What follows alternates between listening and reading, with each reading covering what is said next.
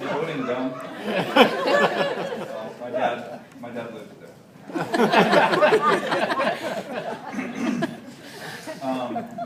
Thank you so much.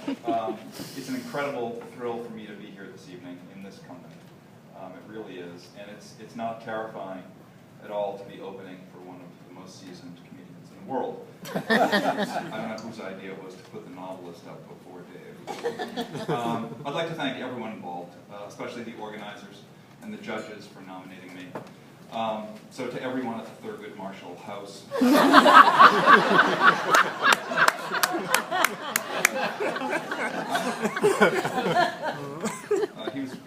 he was without a doubt the funniest Supreme Court. I'd also like to congratulate my fellow finalists. It's a huge honor to be mentioned with both of them. One, a famous, incredibly funny talent, and the other, David Letterman. Thank you. Bruce McCall, of course, a writer and illustrator whose work I've admired for years. I own one of his prints. Unfortunately, and I looked this up, Bruce is Canadian, and he's thus not eligible legally for the prize. Proceeds. So to you, Liza, I hope you win, if I don't. To Dave, to Dave's representatives, his legal team, his driver, his pilot, I hope you come in third or even fourth.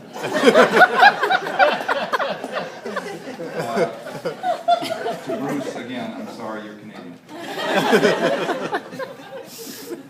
The truth is, both of my fellow finalist books made me laugh out loud. They're smart and funny. Like all great books, they stayed with me. And I think what stayed with me most was a feeling of profound jealousy,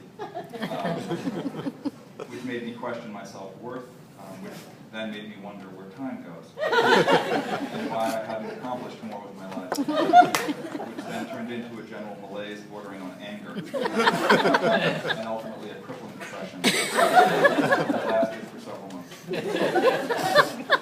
So to the judges, I'd just like to point out, I don't know, again, if all the ballots are cast, any book that makes someone feel depressed does not, in my opinion, deserve a prestigious humility. Even by the Supreme Court.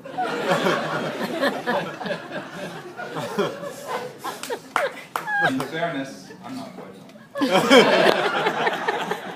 In fairness, I should extend some sympathy to one of the finalists. My understanding is that when Dave was nominated for the prize, Jay Leno asked for his job. I'd like to thank my friends at Touchstone, Simon & Schuster, who have been incredibly supportive and are a huge part of the reason I'm here tonight. David Falk, Jessica Roth, Susan Moldow, and Carolyn Reedy. Your support has meant the world to me. To my editor, Sally Kim, who believed in me and worked closely with me, and who said the day the book came out, and I will never forget this, she said, "I just want you to know, I never actually finished it."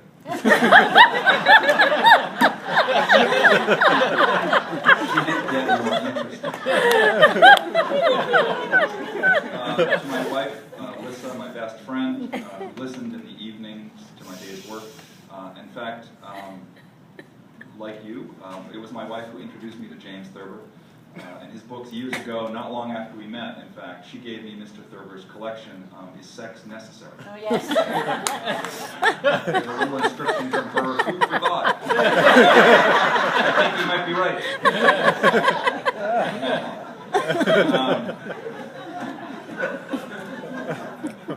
It's said that Mr. Thurber's last words were, "God bless, God damn." I'm confident I'm going to repeat those words verbatim tonight when I'm third. I'd like to read a small section of my book. It's from the opening pages of the novel. And maybe the best way to sum up the idea of the book is to quote James Thurber. "All human beings should try to learn before they die what they are running from, and to, and why." To that end, the hero in the book I wrote, a guy named Finbar Dolan. He's a copywriter at a big ad agency in New York City. It's on the eve of his 40th birthday, and he's recently canceled the wedding. And he's about to learn that his abusive father, who left Finn when he was a kid, is about to die. Which is funny. He and the people at the agency have a meeting a few days before Christmas with a big oil company. That's where this section starts. So, Truth in Advertising by John Kenney.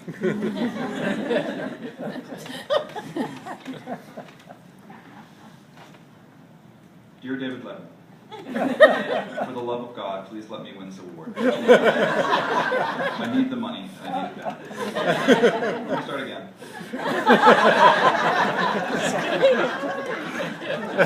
again.